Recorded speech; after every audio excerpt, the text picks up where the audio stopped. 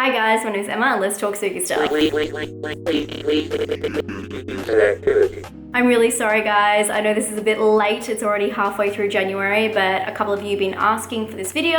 I didn't watch that much in December because you guys know, you might know, I went to New Zealand, which is amazing, but I'll get to that. I did watch a little bit, so I want to talk about that, and then I have some other stuff that I also want to talk about. But first, I want to thank you guys because I'm already halfway through 9,000. I'm like 9,500. I don't know what I'm at when you're watching this, but oh my God, I don't even know what's going on and I love it. Thank you so much. If you've subscribed to me recently, if you've stayed with me for a long time, I appreciate you all, every single one of you, and you know that. I hope you know that.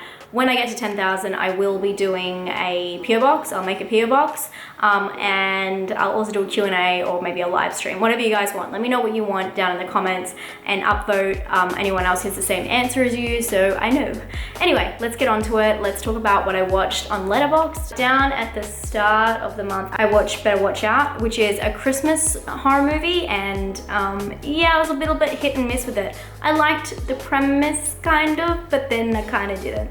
I did a full review on it, so check that out. Then I watched The Ugly, which is a New Zealand film. I was really getting into my New Zealand films at this point, which was really weird and had been suggested to me years ago, and I'm talking like five years ago, something crazy. It is about a psycho patient who is getting visited by someone who determined whether they're insane or not.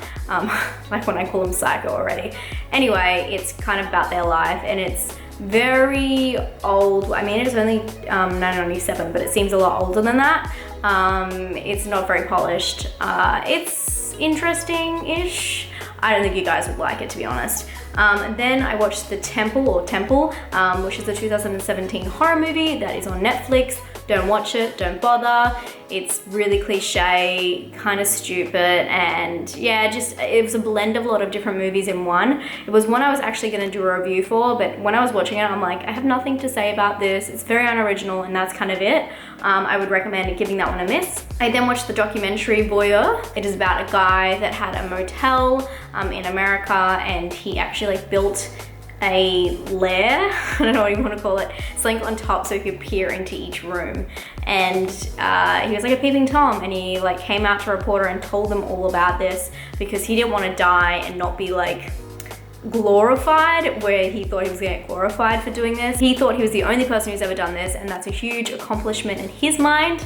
So he wanted to share that with the world. And it is about the story being released and the back and forth relationship between him and the reporter. It's really weird and kind of creepy, but also like, I haven't seen a documentary that's made me go, what, in a while, so I really liked this one. It is on Netflix, check it out. I then watched The Elf, which was an awful film, and I kind of knew it was gonna be awful, but I didn't think it was gonna be that awful, so awful that you just didn't even want to watch it. I thought it would be like funny, awful, not the case. I did a full review on that if you want to check that out. I then watched Red Christmas, which is an Australian Christmas propaganda film for anti-abortion, and if you want to say it's not, you are wrong, because it is. I actually did a review for this one for my Patreons.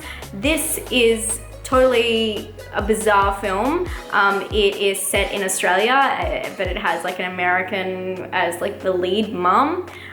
Pretty much a strange visitor comes to her door on Christmas Day, and her and her like adopted family try and like make it through the day and the night, and they're getting terrorized pretty much. It might seem very subtle to you, and you might think that it's not what you think it is, but it definitely is. And if you don't believe me, wait for the credits. It has a whole heap of anti-abortion stuff in the credits. For people who don't think it's propaganda, it's fucking propaganda. And I think this is the weirdest film that I have ever seen come out of Australia. And I've seen a lot of weird films come out of Australia, like Bad Boy Bubby, amazing film, but weird as fuck. This film, not amazing, but very weird. I would probably not recommend it to you guys unless you were just really curious about it because it's just a fucking weird film. I then watched Turistas, which is a film that is based in Brazil. Thanks for the feedback on that, guys. I heard a lot of you guys from Brazil that watch me, which, hi, say that it was not really well received there, which I can understand completely. It doesn't really paint you guys in a great light. And from my understanding, there's not a lot of Brazilian horror movies, so when you get one, you're kind of hoping for a good one, even though this isn't technically a Brazil horror movie. It's just set in Brazil, if you know what I mean. Anyway, I really liked this film regardless, and I did a full review on it, so check that out. I then watched Unforgettable. I watched this on the plane on the way to New Zealand. It's just a shitty stalker film. I thought about it the other day. Do you guys want to see my favorite stalker films? I always talk about how much I love stalker films, and I think I got a few that you would love.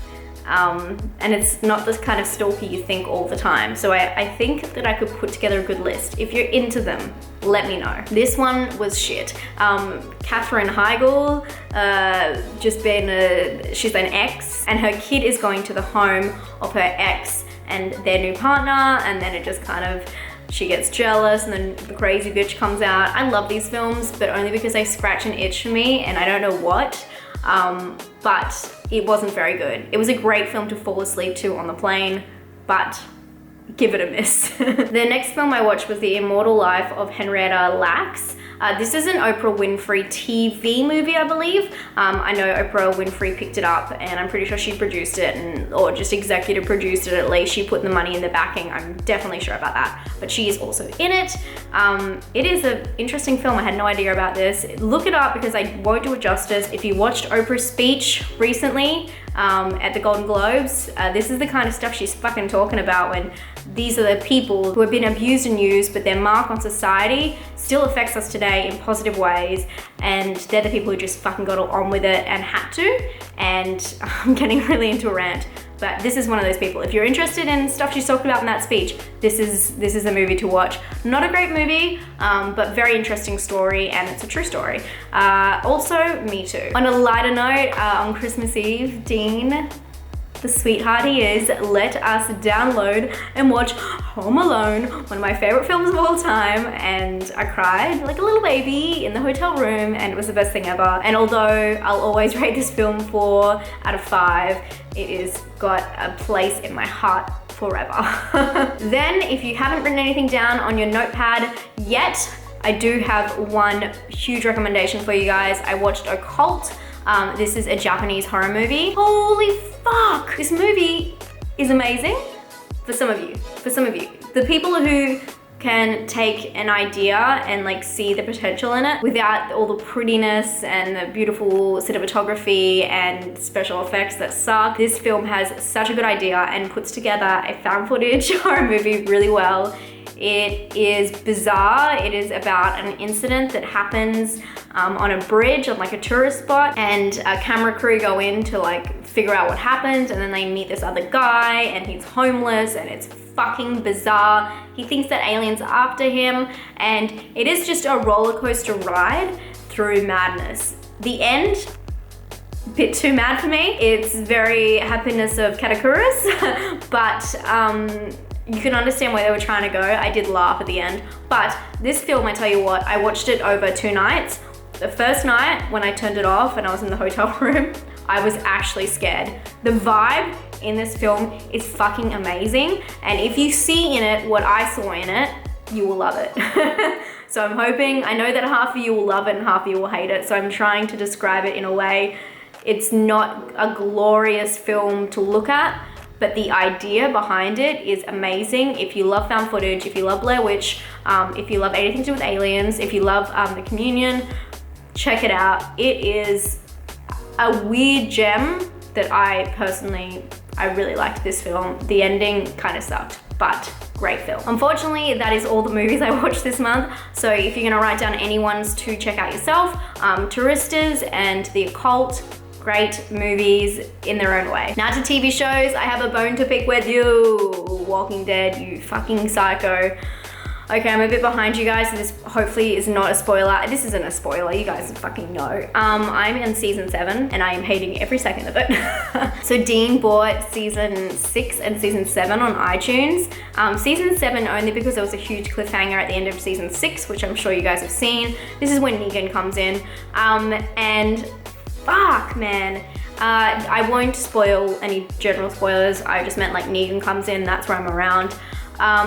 It is expensive to buy on iTunes, so I feel like I'm obligated to watch it because I feel bad for Dean for buying it, and I'm sure he's still into it, but I've told him no more after this. It's too much, and I bet you we'll get to the end of the season and then want to see the next one, and then we'll end up at season 8, and then what am I gonna do with my life? Anyway, my problem with this whole show is, what, 8 years, 7 years?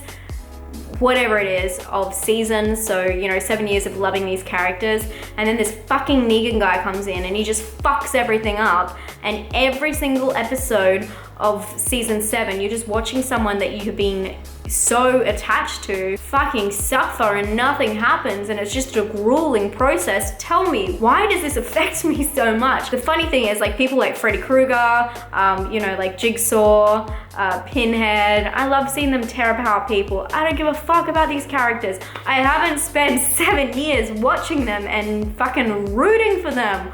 We were all rooting for you, and I just can't take it anymore. Every episode I'm like, why am I torturing myself? And I feel like they're trying to make you cry every single episode, and I'm not crying, I'm just trying to detach myself slowly from these characters so I don't have a fucking heart attack. Also, unpopular opinion, Negan, yes, the dude is hot, I get it. He is a DILF.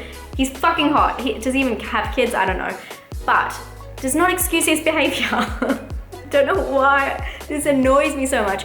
The thing is, I see so many people kind of dressing up as him for like Halloween and have like Lucille and all that kind of shit. And I get it, he's got the leather jacket, he's got the baseball bat, it's cool, like suave. It's like a fun costume to wear, but he's a fucking asshole and I hate him so much. And it's just like, how do people love him? He disgusts me. I've never been so personally attacked by someone. My point is, I'm trying to emotionally detach myself from The Walking Dead because everyone I love has died, except for a couple of them. What is the point? It's just torture at this point. I'm watching every single episode and like dreading what's gonna happen next. And that is not a way to watch a TV show. But another TV show I watched last month, Sinner. I was on the fence about it. I still kind of am on the fence about it, but I can say as one season, it is solid. I now hear they're doing a second season, what the fuck? But the first season, I didn't mind it. I was a little bit like, oh, it's predictable, oh, it's this and that. But when it all came push to shove at the end, the last episode, I was like, okay, you got me with the wraparound, with the revealing, with the end, with the, I liked it. But I did do a review for my patrons, and pretty much to sum it all up, I was saying that the start and the end, all the middle could just be scooped out, because if you know about the TV show, it is about a woman who commits a violent act and then she goes to jail, and they're trying to figure out the whole season why she did it, and clues come out slowly. And so if you take that incident at the start and the reveal at the end and you smush them together, it makes sense. Everything in the middle is just like, what is this? What is that? Is she lying? Are we lying? Back and forth, like one step forward, two steps back. So I think it would have made a better movie, but I can see what they're doing. Season 2, what do you mean? And to finish off my TV viewing, I watched season 4 of Black Mirror. It is amazing, and if you haven't seen it, please check it out. I love Black Mirror. It's so fucking good. If you don't know what it is about, it's a sci-fi horror. I would definitely say horror at this point. And every single episode is like a little mini movie, and it is amazing. Jodie Foster actually directed the second one in this season, but I didn't even realize it was over when it was over, because they all are mini movies and they're not joint. And I watched the last one and I was like, what? But the first one I think was my favorite. You should definitely check out Black Mirror if you haven't. You don't have to start at the start. My favorite episode ever is from season 2, I believe. It's Be Right Back. If you want your heart to be broken and you're on my level, watch that. It's soul crushing but amazing at the same time. Very dark, very disturbing. I love it. I don't even like sci-fi. I love it though. My favorite thing from last month, obviously, I went to New Zealand. It was amazing. It was such a good holiday. It was such a good break. I really needed it. I did a lot of stuff. I swam with sharks, no joke. Don't have the footage to prove it, but I do have a certificate if you need proof. I also went to Hobbiton, which was a dream come true. I did a Hobbiton vlog for my patrons. We went to Rotorua and we went in a Polynesian spa, which was amazing. We also played mini golf there and they had real rabbits jumping around. It was weird. Then we went luging down a mountain at 10 o'clock at night. We also went to Auckland, and then from there we went to Waiheke Island and drove around the scooters, and then we actually went zip lining, which was really scary for Dean mostly, but it was so fun. It was amazing, and I saw a kiwi, so mission accomplished. Anyway, that is all I have this month. My monthly mission, I am going to do a 2018 anticipation, what I anticipate for movie-wise. I have a couple of ideas, but I want to see if I'm missing anything. So I want you guys to let me know what trailers I should watch. So for my monthly mission, let me know what you guys are looking forward to the most in 2018. I'd love to see the trailers so I can watch them, and I'll give you a comprehensive list of movies that we're gonna watch, and then they'll all suck, because that's what happened to me last year. And then all the movies that I didn't put on the list were awesome. Not all of them, some of them. Anyway, thank you so much for being here. I hope you're having a great day, and I'll talk to you guys very soon. Fuck The Walking Dead. Bye guys.